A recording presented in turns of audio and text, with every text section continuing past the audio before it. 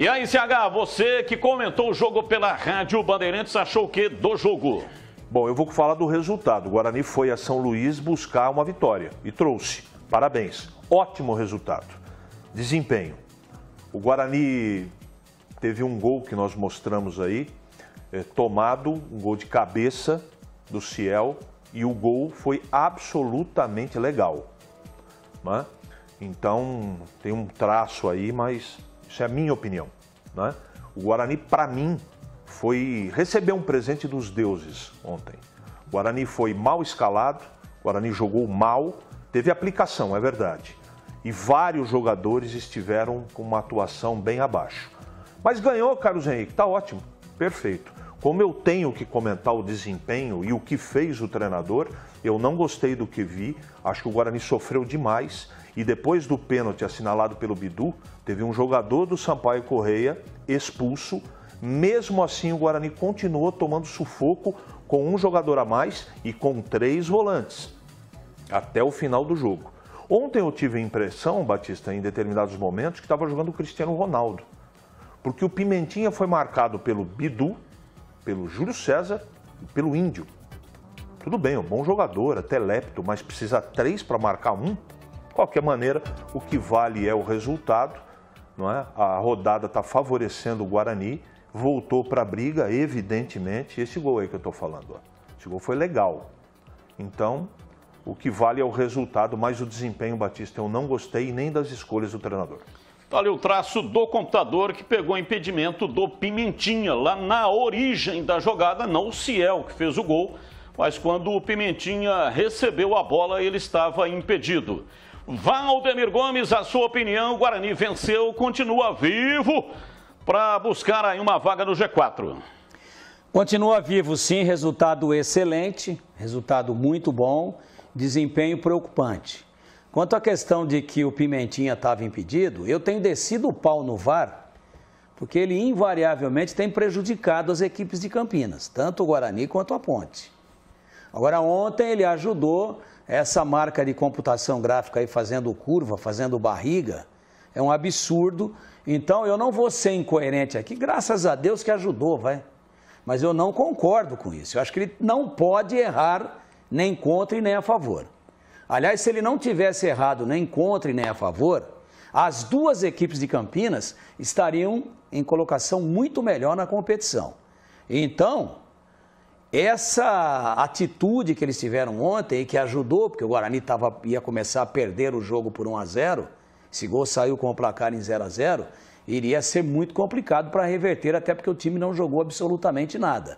E o torcedor que viu o jogo e ouviu a Rádio Bandeirantes sabe do que eu estou dizendo. Há de concordar comigo. Então eu não concordo com um erro absurdo. A linha da grande área é soberana. A linha do VAR, ela é uma teoria de curiosos que não conhecem absolutamente nada de computação gráfica. Então o erro ontem ajudou, mas eu não posso concordar com o erro, porque do mesmo jeito que ele ajudou ontem, ele pode atrapalhar amanhã e ser fatal. Então o VAR tem que ser revisto. Quanto ao Guarani, quanto ao time, a gente não está com acidez aqui, nem com má vontade, antes que alguém insinue qualquer tipo de coisa nesse sentido. Jamais. Graças a Deus que ganhou e se mantém mais vivo do que nunca na briga. Agora, não é acidez dizer que o time jogou mal, sabe por quê? Porque nós não estamos analisando só o jogo de ontem. Nós estamos analisando tudo que o Guarani precisa fazer pela frente para subir. E com essa bolinha de gude que jogou ontem, não vai ter a toda hora os deuses dos estádios e os deuses do VAR a seu favor. É isso que nos preocupa. Seria melhor que tivesse vencido e deixado o torcedor confiante.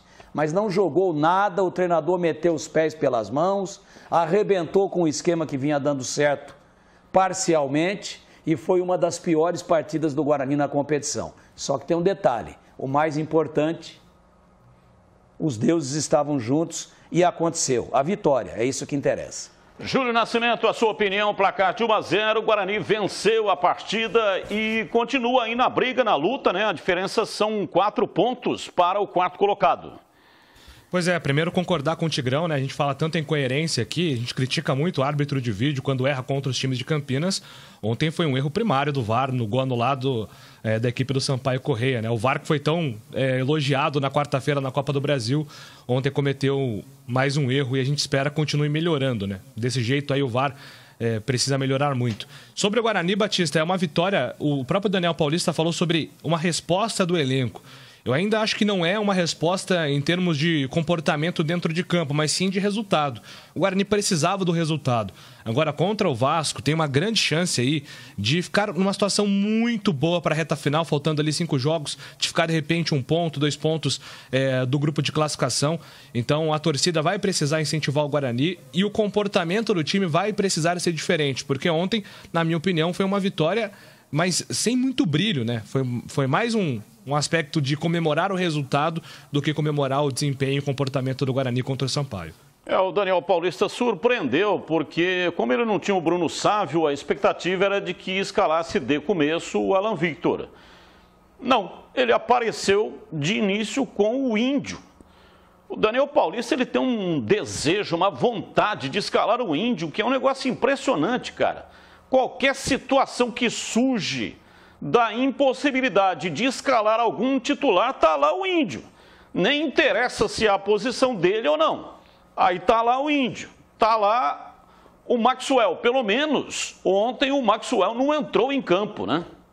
E o torcedor do Guarani comemorou o fato do Maxwell não ter entrado em campo. Então não sei qual é o problema, né, que o técnico tem com esse rapaz, o Alan Victor, toda vez que entra. Veja aí, ó, se não é ele... Quanto tempo o Todinho ficou em campo, né? Entrou aos 9 minutos, então ficou o primeiro tempo inteiro o Todinho e mais 9 do segundo tempo e não fez nada. Absolutamente nada. Aí entra o Alan Victor, sofre o pênalti. Pô, mas meritocracia é escalar, é colocar em campo aqueles que estão tendo o rendimento melhor.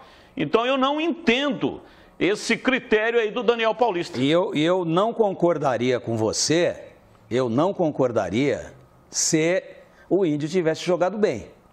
Mas o Índio ontem, ele voltou aos seus piores momentos. Ele parecia pai de santo principiante, pô. O que errou de passe foi um negócio absurdo. E o Daniel Paulista só ganhou o jogo porque colocou o menino que teve 3 grandes jogadas. Uma delas gerou pênalti, outra defesa. Enfim, contra-ataque não existia. Ele tentou adiantar o Regis e o Regis não foi nem falso 9, nem falso 10. O Regis jogou mal, porque o Regis ficou correndo errado. Então, invenção. Só que ele ganhou o jogo, tapou a boca de todo mundo. Tirou o pedido, né? Mas precisa ganhar mais 5. E com essas invencionices e com essa letargia, essa apatia do time em campo, o torcedor não está satisfeito, não. O time precisa ter outra postura e ontem só ganhou porque ele botou o Alan Victor e completo. Com um jogador a mais, desde os 22 minutos do segundo tempo, ele continuou tomando sufoco e manteve os 3 volantes. Ao invés de, com um jogador a mais, soltar o time e ganhar o jogo e não correr todos os riscos que correu. Como ele não sofreu o empate como sofreu lá contra o CRB, tá ótimo, parabéns. Mas corrija algumas coisas que não podem acontecer contra adversários mais fortes, como o Goiás, né, que o Guarani vai ter que enfrentar, como o Vasco e da Avaí.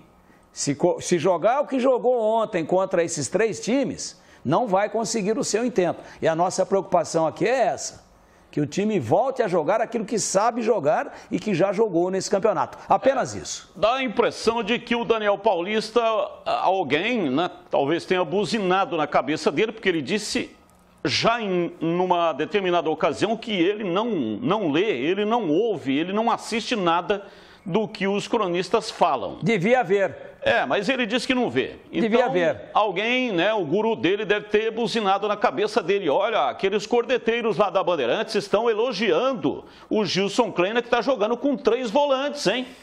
Acho que é melhor você jogar com 3 volantes também. Aí ele vai lá e escala 3 volantes. E agora está sendo arrebentado. Então, Gilson Kleina elogiado com 3 volantes e o Daniel Paulista, que fez a mesma coisa, está sendo arrebentado Batista. pelos mesmos cronistas que elogiaram o Gilson Kleina, estão descendo o cacete aí no Daniel Paulista. Pois não, Júlio? Só um comentário sobre os ingressos que foram colocados à venda para o jogo contra o Vasco. A gente está falando aqui que o Guarani tem chances matemáticas de acesso, né? 4 pontos de diferença do G4, e se vencer o Vasco dentro de casa, que é um duelo direto, a diferença pode cair para um ponto.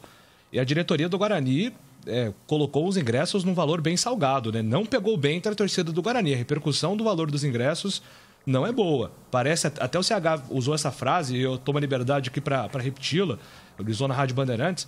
Às vezes dá a impressão que a diretoria só está pensando em infiltrar sócio e esquece do acesso. Dá a impressão, às vezes, até que deixa de acreditar no acesso, colocando os ingressos nesse valor. Então, particularmente, não gostei dos valores dos ingressos para o próximo jogo, e a torcida do Guarani também. E às vezes aparece um louco igual o Batista, em cima do que o Júlio falou agora, louco no bom sentido, tem peito, tem credibilidade, e fala assim, pô, cara, às vezes eu fico com a impressão que o Guarani não quer subir. Aí vem uma atitude dessas, e eu sou obrigado a achar que o louco não é tão louco assim quanto parece. Olha, o que... Olhando aqui na classificação, só colocar aqui a classificação, o pessoal vai vendo a classificação enquanto você vai falando, tá bom? Sabe a justificativa? Não, vamos valorizar o sócio-torcedor. Agora não é hora, falta 7 jogos. Sobe primeiro o time para você ver. 6 jogos. 6 jogos. Sobe o time para você ver os jogos com o Flamengo o ano que vem, para você ver. Fica assim de sócio-torcedor. Tá caro o ingresso. Aquilo que o Júlio falou, olha lá, o Vasco está com 47. Vai jogar ainda. E vai jogar ainda. Vai jogar tem ainda. 31 pontos. Então Vasco e CSA. Tem 31 jogos. O Guarani já tem 32. Isso. Vasco e CSA. Um enfrenta o outro. Em compensação, o CRB já jogou. Acho que o empate seria o melhor aqui. Empate é o melhor. Empate é o melhor. E em compensação, o CRB já jogou e a diferença é de 2 pontinhos. E o Avaí joga com o Operário. Em Goiás Operário. também já jogou. Goiás também já jogou, empatou em casa e caiu o treinador. Avaí e Tá Operário. na mão, Batista. Tá na mão. Tá na mão, tá na mão. Tá na mão. Tá na mão. Agora, pô, põe a 10-5, pô. Isso aí que o CH falou é muito inteligente, Batista. Se der mole, né? Se der bobeira. Isso aí que ele falou é muito inteligente. Sobe. Enche o brinco dentro da capacidade, e esse jogo já pode ter 100% da capacidade, e sobe. Depois o sócio-torcedor corre atrás para ver jogão da primeira divisão. Estratégia errada. Tá pensando pequeno. Tá faltando um pouquinho mais de visão comercial, mercadológica e visão de futebol.